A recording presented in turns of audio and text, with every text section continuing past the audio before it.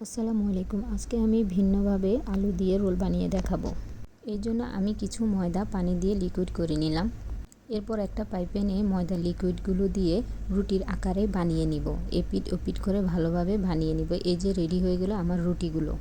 অন্যদিকে আমি আলু দিয়ে ভর্তা বানিয়ে রেডি করে নিলাম। এরপর আলুগুলো রুটির মধ্যে দিয়ে ঘুরিয়ে ঘুরিয়ে রোল মতো করে নিলাম। সেম প্রসেসে প্রত্যেকটা রুটি আমি রোল মতো করে বানিয়ে নিব। এই যে রেডি হয়ে গেল আমার রোল। বড় ছোট হোক কোনো সমস্যা নেই। এরপর আমি আমার পছন্দ মতো করে রোলগুলো মাঝখানে ছোট ছোট করে কেটে নিলাম। অন্যদিকে আরও একটি প্যানে আমি কিছু পরিমাণ তেল দিয়ে রোলগুলো ভেজে নিব। এপিট ওপিট করে ভালোভাবে বাদামি কালার মতো ভেজে নিব। সেম প্রসেসে আমি প্রত্যেকটা রোল ভেজে নিব।